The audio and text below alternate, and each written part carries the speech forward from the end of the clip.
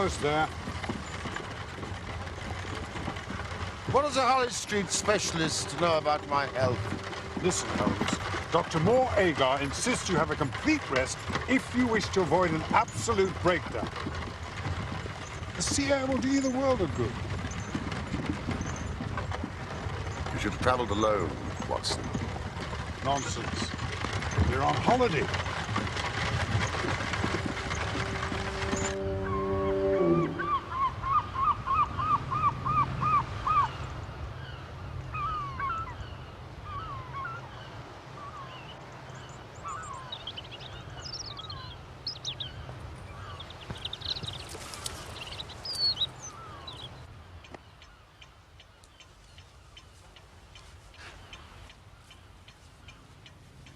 Why, it's wonderful, Holmes, wonderful.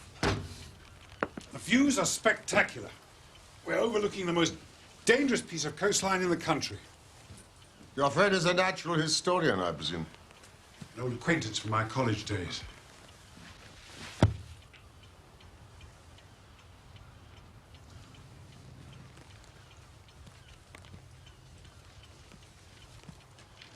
I'll see you for the luggage. Thank you.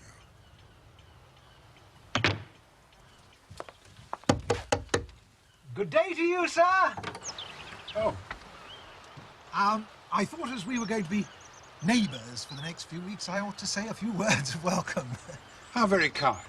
And, of course, I've long wanted to meet Mr. Sherlock Holmes. It is indeed a pleasure, sir. Thank you, but I'm Dr. John Watson. Oh. Come in. This is my good friend, Sherlock Holmes. 1,000 apologies, I should have realised. Do come in, Mr. Rounding. Very stupid of me. How did you know my name? You have an interest in archaeology, do you not? Why, yes. Deduce, Watson, come. Deduce.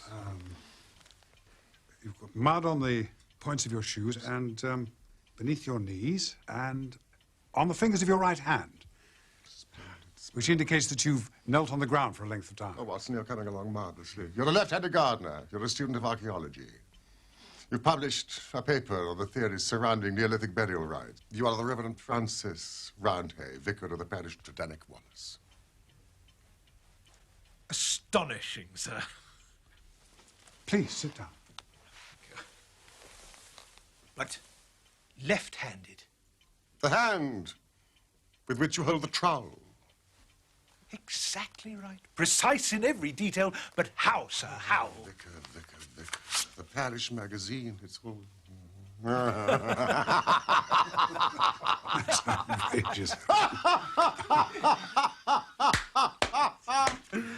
The village is nearby. Oh, yes, just along the coastal path. It's secluded, but it caters for all our needs. I suppose, is that the nearest habitation? No, the Tregennis estate is about a mile inland. Very nice people, and I'm sure they'll extend to you some fine Cornish hospitality. However, I've imposed enough upon you for one day. Perhaps you'd care to come and have dinner with me one evening at the vicarage? Well, then we should impose upon you and your family. Oh, no, alas, I have no family. I live alone, except for Mr. Tregennis, who has a suite of rooms in the house. But does he not live on the estate? A family dispute. His sister and 2 brothers live there, but he chooses to live apart. Do you know, dinner at the vicarage is a splendid idea. We must arrange a date and a time.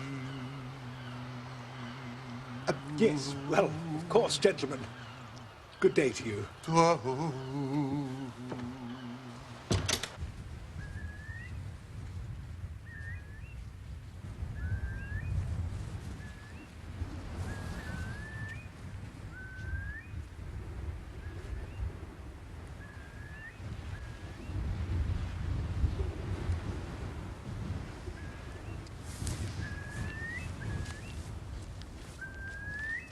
Good morning.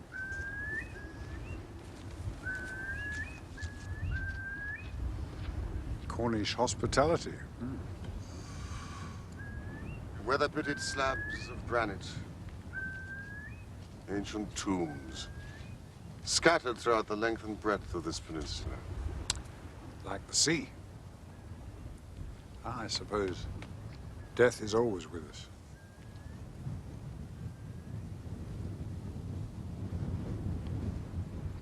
Quite so.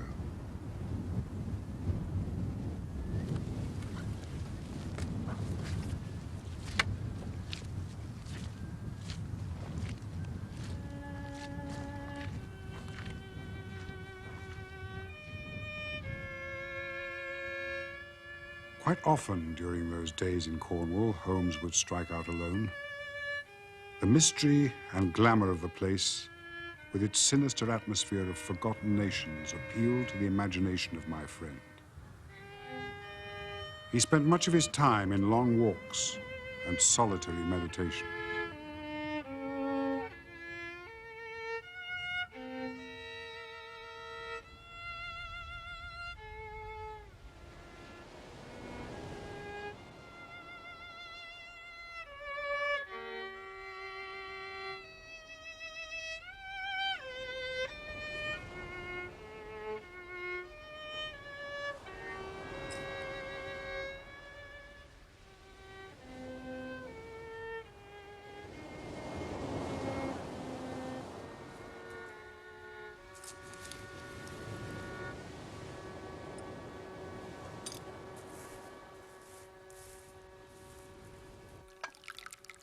One morning, however, my friend's convalescence was violently interrupted.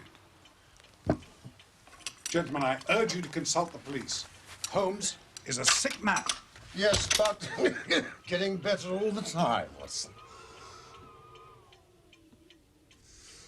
This is a matter of some emergency. Mr. Holmes, we can only regard it as a special providence that you should chance to be here at this time, for in all England you are the one man we truly need. I've tried to explain to Mr. Tregennis and Mr. Roundhay that you're in convalescence. Yes, I'm sure they'll be very sympathetic. Please sit down. Thank you. The fact is, as I've explained to Dr. Watson, the most extraordinary and tragic affair has occurred here during the night. You have my full attention. Perhaps I'd better say a few words first. This is Mr. Tregennis, of whom I spoke. Now, Mr. Tregennis spent last night in the company of his brother George and Owen and his sister Brenda at their house at Tredannick Water. He left them playing cards around the dining table in excellent health and spirits. But on his return this morning, he discovered a truly bizarre state of affairs. All three, both alive and dead, retained upon their faces an expression of utmost horror. Death. A convulsion of terror. It was dreadful to look upon. Was there any sign of anyone else in the house? Only Mrs. Porter, cook and housekeeper. She'd slept deeply and heard no sound in the night. Is anything missing? Disarranged? Nothing, Mr. Holmes. Could possibly frighten a young woman to death and two strong men out of their senses. Yes, well, indeed. I'm sure, Holmes, that the local police would have reached some conclusions. However erroneous they may be. Holmes. Think. Tell me about last night, Mr. Tregennis. Well, Mr. Holmes, I supped there, as the vicar has said. And my elder brother George proposed a game of whist afterwards. Or 10:15 when I moved to go. Who let you out? Mrs. Porter had gone to bed, so I let myself out. The window of the room in which they sat was closed, but the blind was not drawn down. There was no change in door or window this morning, nor any reason to think that any stranger had been to the house. Yet there they sat, driven clean mad with terror. I'll never get sight of that room out of my mind as long as I live. Yes, the facts are most remarkable. Mr. Tregennis, do you have any theory of your own which might account for them? It is devilish. Devilish, Mr. Holmes. It is not of this world. Well, if the matter is beyond humanity, it is certainly beyond me. I trust so, Holmes.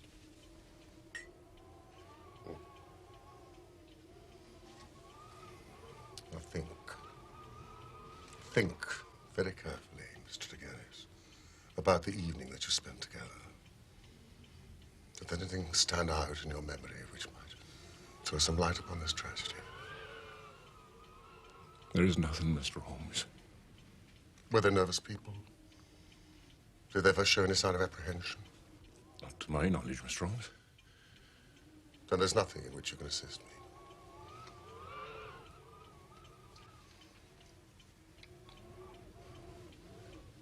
There is one thing occurs to me. As I sat at table, my back was to the window. And my brother George, he being my partner at cards, was facing it. I saw him once look hard over my shoulder. So I turned round and looked also. The blind was up and the window shut. But I could just make out the bougies on the lawn. It seemed to me for a moment that I saw something moving among them. Couldn't even say if it were man or animal. But I just thought I saw something there.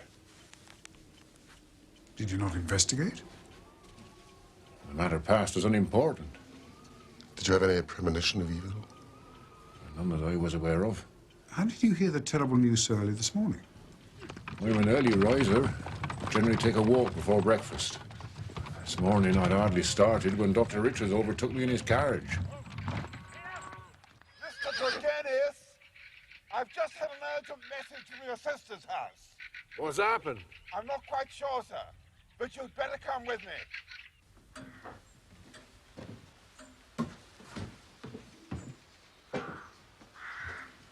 She's been dead at least 6 hours. No sign of violence. How? I've never seen the like, Mr. Tregennis. Not in all my years as a... You all right? I've got you. Over here. That's there we go. We nearly had him on our hands as well.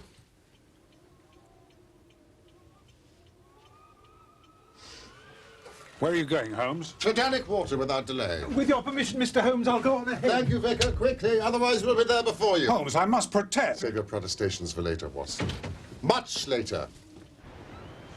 I gather you were divided in some way from your family. That is so, Mr. Holmes. Though the matter is past and done with, all was forgiven and forgotten, and we were the best of friends. We were a family of tin miners at Red Ruth. Sold out our venture to a company. And so retired, with enough to keep us. I won't deny there was some bad feeling over the division of the money. It stood between us for a number of years. Nevertheless,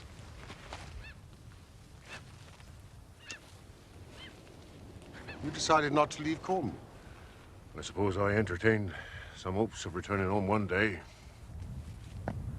Holmes!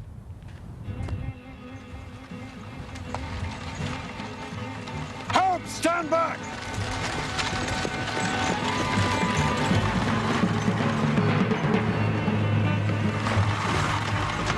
My brothers. They're taking them to house.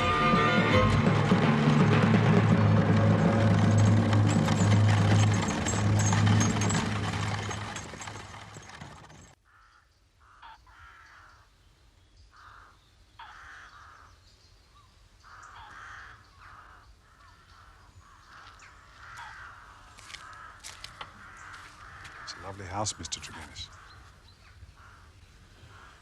It's a very sad house. This is the window through which you saw the shadowy form. Approximately what distance was it from the glass? I should say not less than 10 feet. I guess. About here. There's no sign of a forced entry. Then the window, of course, would have remained locked. My sister made sure of that. Even in Cornwall, So, Dreadfully soft. It's quite all right, Mr. Holmes. An accident.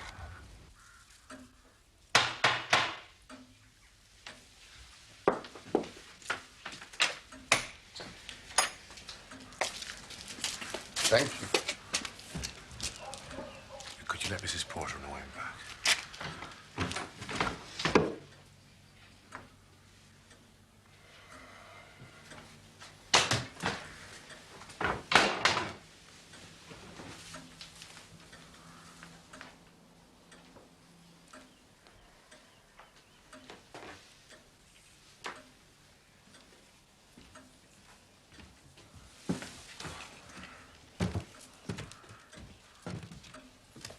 I should like to meet the housekeeper.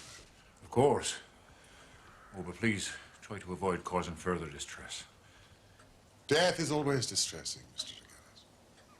Ah. The chairs. Well, they must have been moved after the police left the house. That one here, Mr. Holmes. One over there. This one here. And this one over here. Has anything else been moved? All is as I remember it.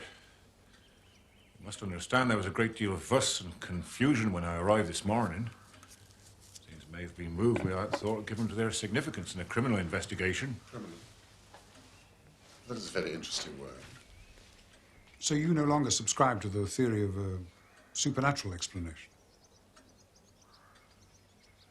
I don't know. Where were people sitting? I sat here, facing Georgie, my brother George. Rainer sat next to me, Owen across from her. Oh, that's curious. I mean, from this position, the figure outside of the window must have been well over 6 feet. I can only tell you what I saw, Mr. Holmes. Ah, this is my housekeeper, Mrs. Porter. I'd like you to meet these gentlemen, my dear.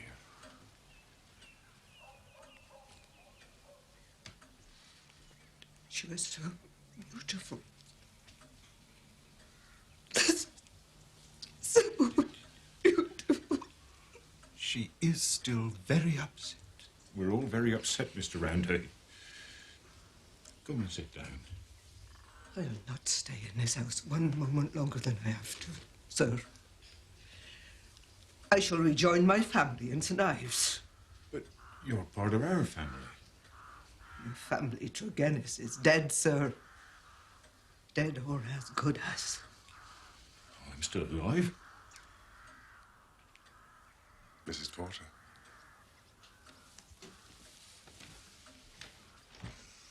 Excuse me now. Mrs. Porter.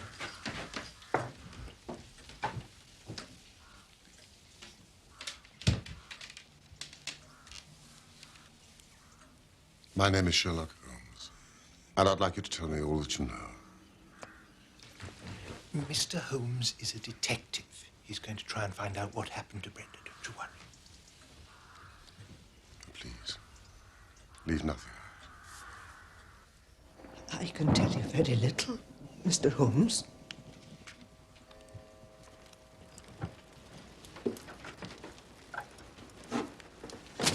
Oh, you'll be cheating. I am not cheating. Owen, will you tell your dear sister to play by the rules? Well, she's your sister, too. Ah. You tell her. But she's on your side. It's rather late, and I do have to get back to the vicarage.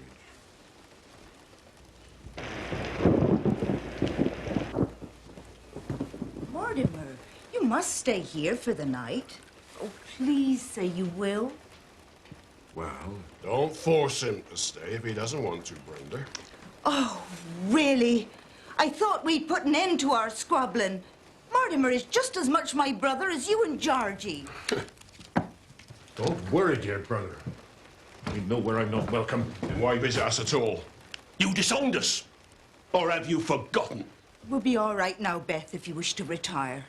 Is Mr. Tregennis staying with us tonight? Why?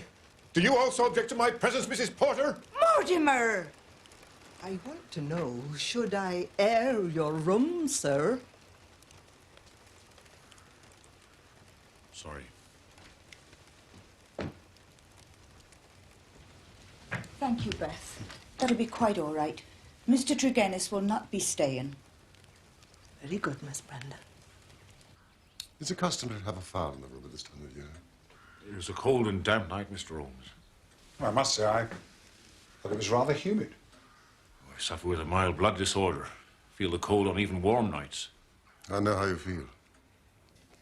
Now, Mrs. Porter, was the door to this room closed when you entered this morning? Oh, certainly, sir.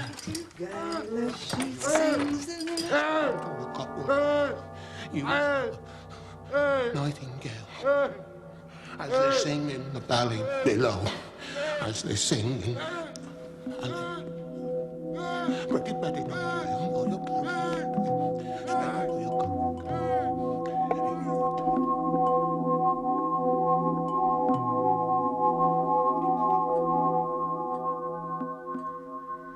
When I recovered, I threw wide the window to let in the morning air.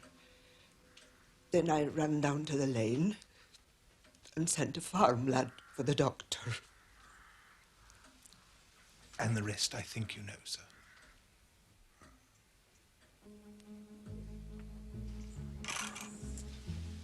Mrs. Porter's right. She's very beautiful. Yes, but something's missing. Tregennis is lying about a mild blood disorder. I'll stake my reputation on that. Well, we'll see.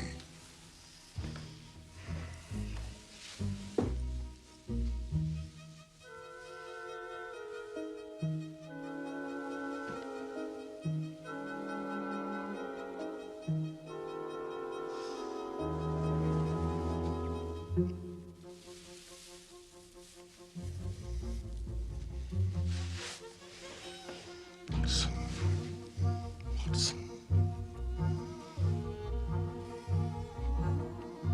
Look at this. That's very unusual.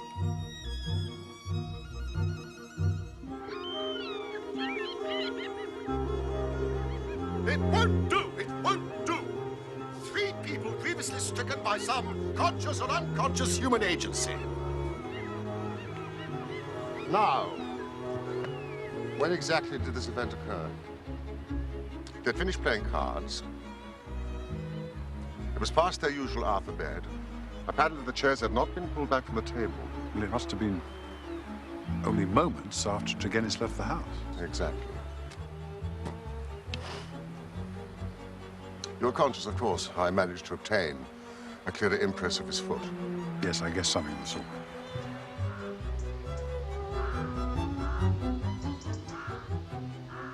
Having got a sample print, I could pick out his tracks among the others and follow his movements.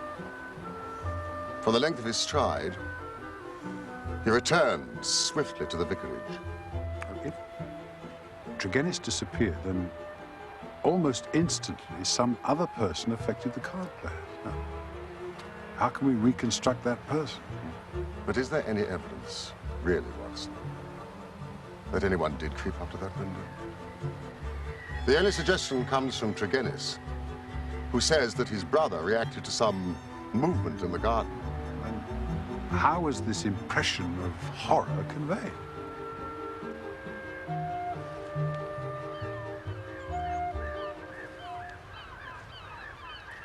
You're Mr. Sherlock Holmes, the detective. And you are Dr. Leon Sterndale, the great lion hunter and famous African explorer. Have you made any progress? The county police are utterly at fault. Tell me what you know about the fate of the Tregennis family. What is your interest, Dr. Sterndale? My claim to be taken into your confidence is that during my many residencies here, I have come to know this family of Tregennis very well. Indeed, upon my Cornish mother's side, I may call them cousins. So their strange fate has naturally been a great shock to me. Do you know of anything that could help us in our inquiry? Nothing at all. I may tell you that I had got as far as Plymouth upon my way to Africa when news reached me. I came straight back here to help in any way I can.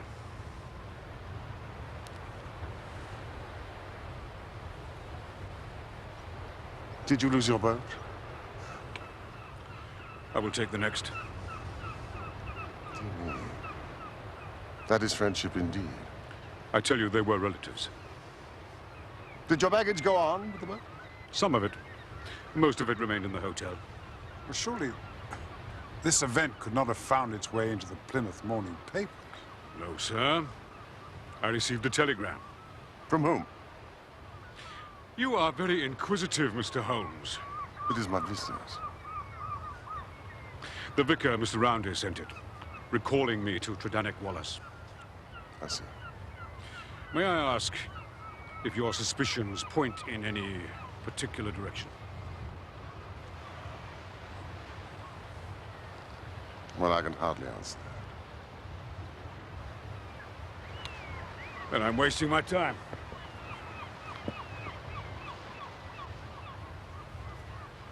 Oh, God.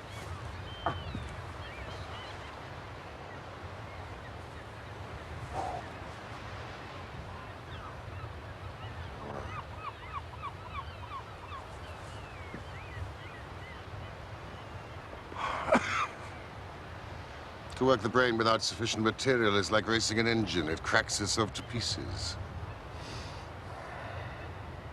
Wait for me at the cottage. Where are you going? Cheer up, Watson. Sea air, sunshine, patience. All will be revealed.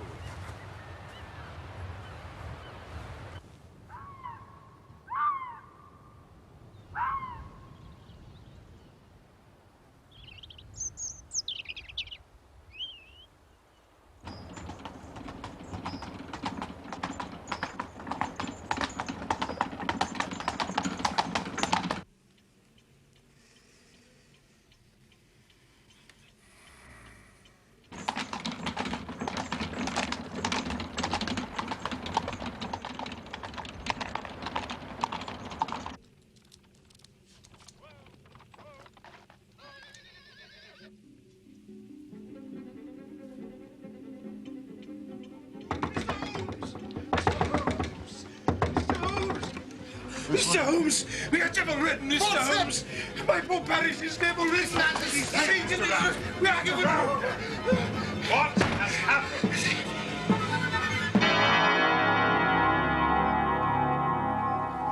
Dead about 3 hours, I'd say. Same symptoms exactly as Brenda Tregennis. Limbs convulsed, fingers contorted, as though he died from a very paroxysm of fear. That it should happen under my roof. Has his bed been slept in? Oh, yes, most definitely.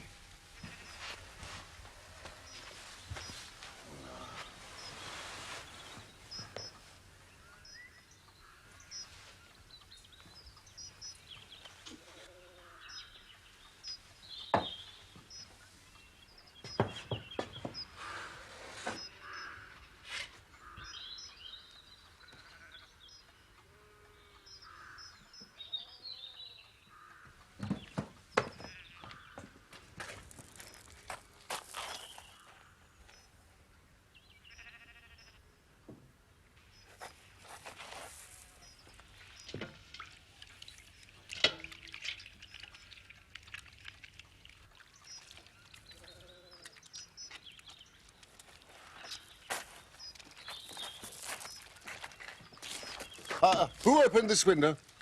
But my housekeeper, she was the first into the room this morning. Where is she now? Oh, she's taken to her bed with a severe headache, no doubt greatly affected by the shock. I am most terribly sorry to inconvenience you in this way. I know you both came to these parts to rest, but... That isn't easy with Holmes around. He likes nothing better than to sink his teeth into a problem of this sort. But 2 deaths, Dr. Watson, in the space of 2 days. This is the work of the devil. Make no mistake. Put your faith in the known and tangible, Mr. Roundhay.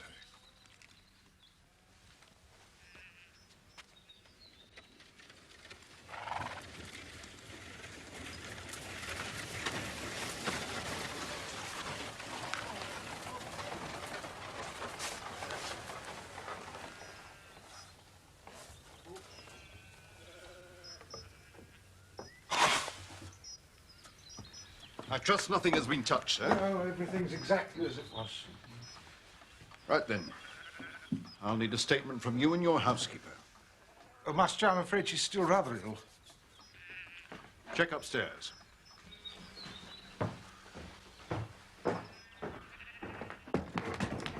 Holmes. Who are these gentlemen? Oh, Mr. Sherlock Holmes and Dr. Watson from London. I've heard of you, Mr. Holmes. I'd appreciate it if you would lead this inquiry to the official police. As you wish. I do, sir.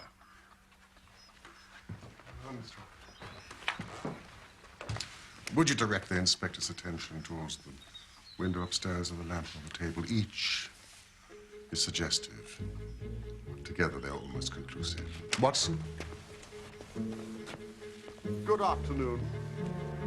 Good luck.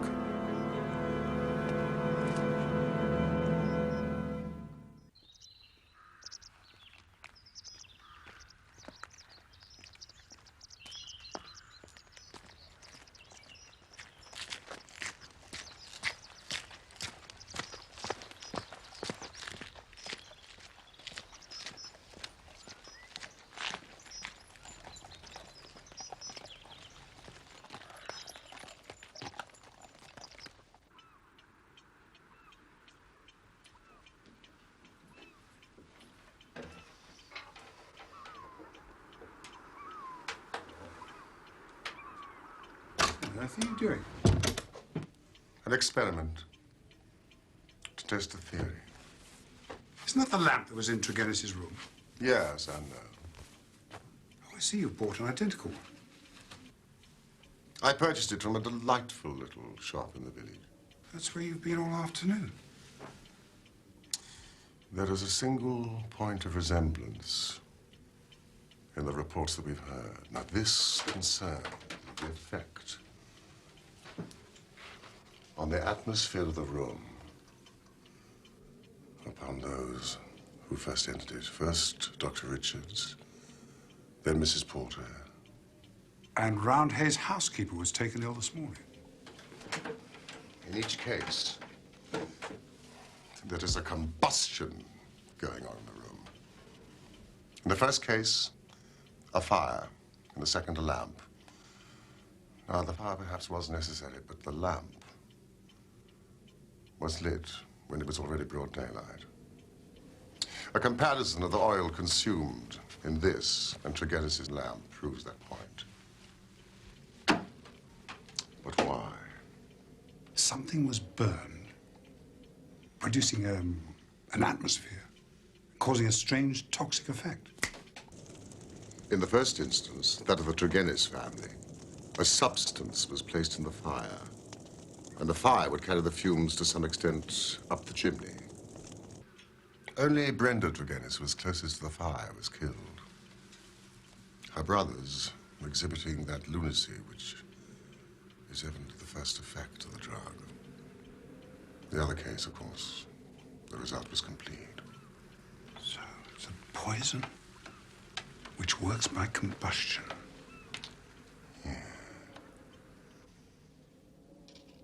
Now, the obvious place to look was the smoke guard of the lamp in Tregennis's room. There, sure enough, I perceived a number of flaky ashes, and round the edges, a fringe of brownish powder which had not yet been consumed.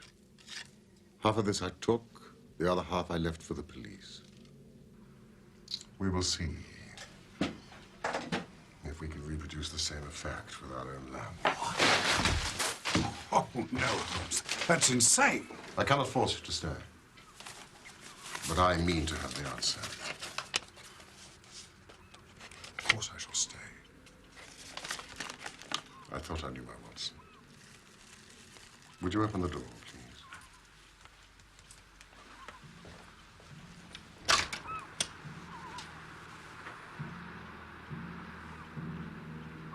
Now, would you like to just sit there?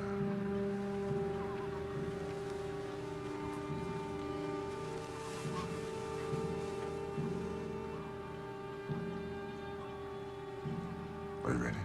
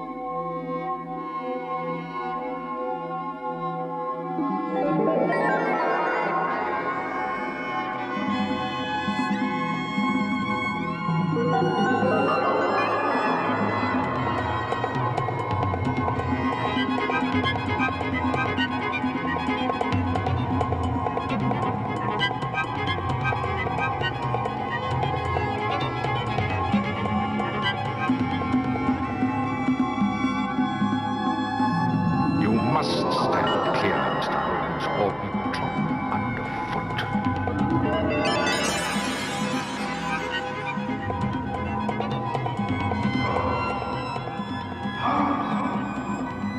Holmes!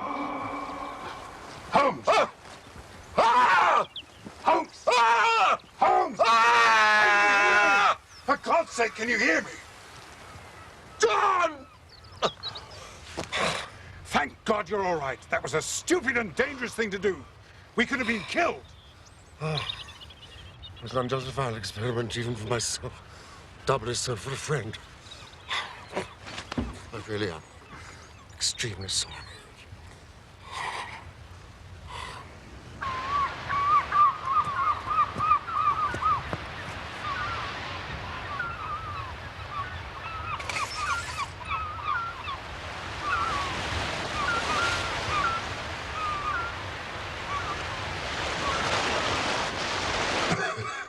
All the evidence points to Tregennis being the criminal in the first tragedy and victim in the second. If anyone else come in, the family would have certainly risen from the table. Then Tregennis' own death was suicide. That'll be Dr. Leon Sterndale. Would you let me watch? Thank you.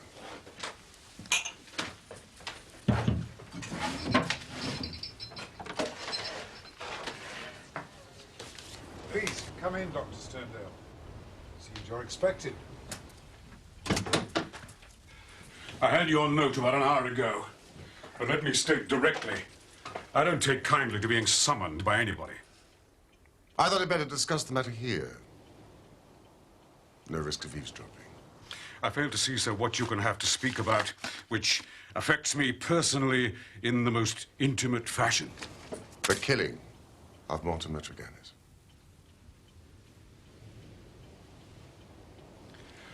I've lived so long among savages and beyond the law that I've got into the way of being a law unto myself. You would do well, Mr. Holmes, to remember that, for I have no desire to do you an injury. Nor are you, Dr. Sterndale. But surely the clearest proof it is that, knowing what I know, that I've sent for you and not for the police. If this is a bluff upon your part, sir, you have chosen the wrong man for your experiment. No, the bluff is upon your side, not upon mine. Now, I will tell you the facts upon which my conclusions are based. Of your return from Plymouth and allowing much of your property to go on to Africa, I shall say nothing except that it informed me that you were one of the factors which had to be taken into account in the reconstructing of this drama. This telegram from the hotel confirms what you told me. Now, when we last met, you asked me whom I suspected, and I refused to answer you. Then you departed. But you didn't go home. Oh, no, Dr. Sterndale. You went to the vicarage. And you waited there for some time. How do you know that? I followed you. I saw no one. That is what you may expect to see when I follow you. You spent a restless night. You made certain plans. And then in the early hours, you proceeded to put them into action. You returned to the vicarage. You collected some distinctive red gravel from the cliff path.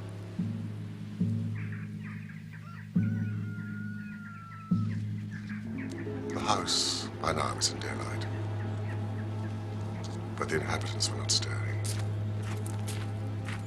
You threw some red gravel up at the window of the lodge at Tregennis.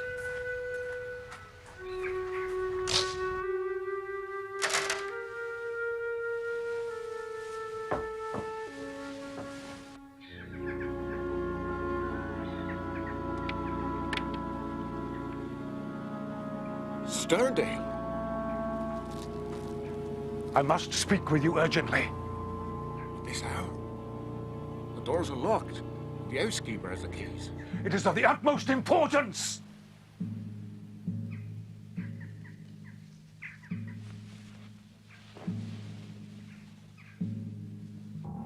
You entered through the sitting room window. You had an interview, a short one, and you walked up and down the room. You withdrew as you had come. You were wearing the same pair of studied walking shoes, which at the present moment are upon your feet. And Mortimer Tregennis was dead.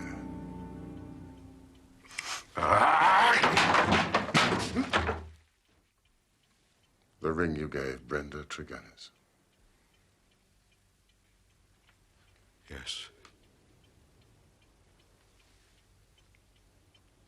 Yes. Brenda Tregennis.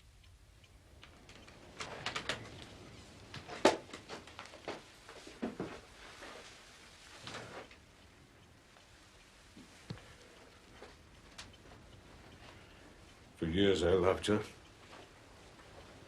For years she loved me. That is the secret of the Cornish seclusion which people so marveled at. It brought me close to the one person on this earth who was dear to me. I couldn't marry her, for I had a wife who left me, but whom, by the deplorable laws of England, I could not divorce. For years, Brenda waited. For years, I waited.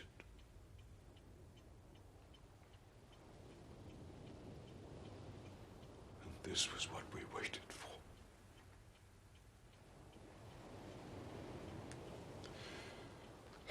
Roundhay knew. He was in our confidence, hence his telegram to me at Plymouth.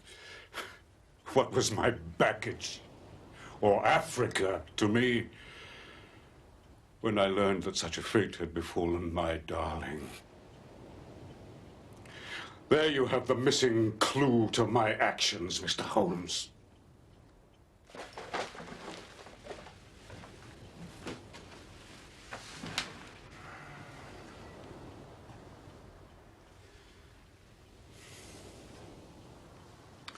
I understand that you, sir, are a doctor of medicine. Have you ever heard of Radix pedis diaboli? Devil's foot root. No, I can't say that I have. Uh-huh.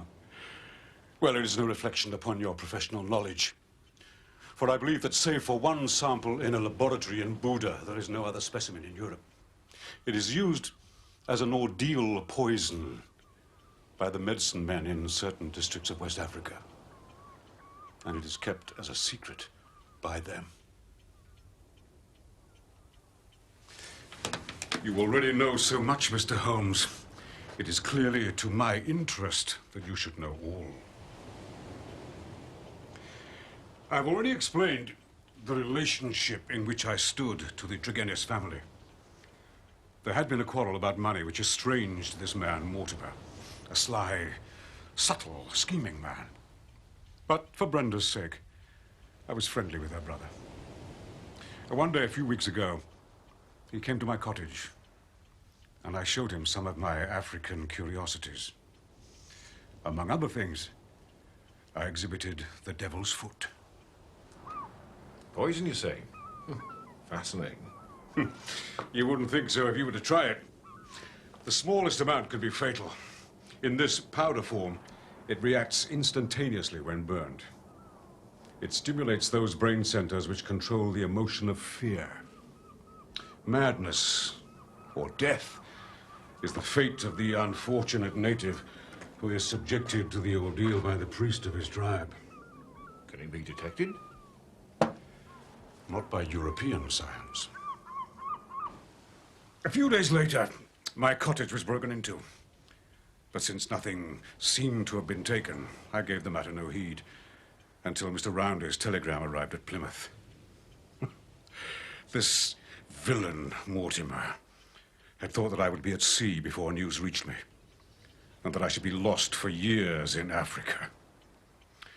But of course I returned immediately, and I could not hear the details without being assured that it was my poison which had been used, and that Mortimer Tregennis himself was the murderer. My soul cried out for revenge. Oh, you murdered her. For money, you murdered your own sister. You can't prove that. No jury in the land would believe you. I'm my own jury, Mr. Tregennis. Judge, jury, and executioner.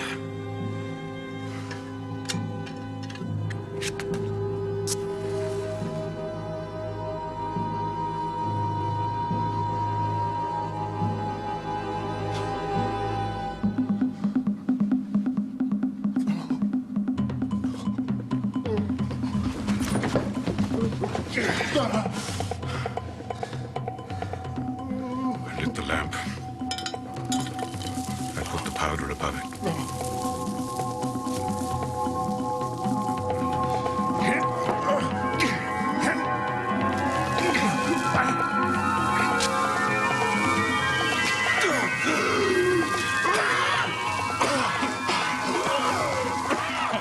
In 5 minutes, he died. My God, how he died. But my heart was flint. For he endured nothing which my innocent darling had not suffered before him.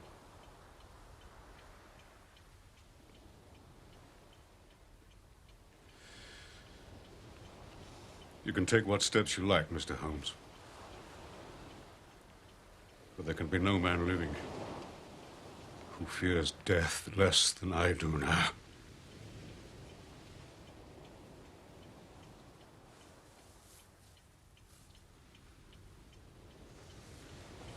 What are your plans? I was intending to bury myself in Central Africa. My work there is but half done.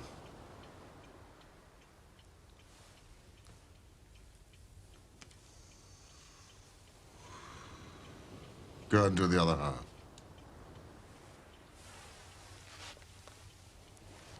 I, for one, am not prepared to stop you.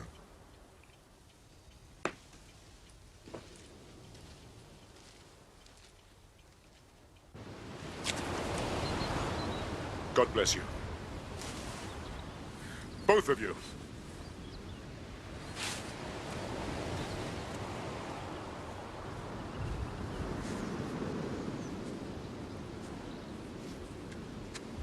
Not for the first time, Holmes. You presume to take the law into your own hands. I have never loved. But if I did, and if the woman I had loved had met with such an end, I might act, even as our lawless lion hunter has done. Wouldn't you? Yes, I suppose so. But that's not the point. The point is, why should I do the work of the official police? And as you're very fond of telling me, I'm on holiday.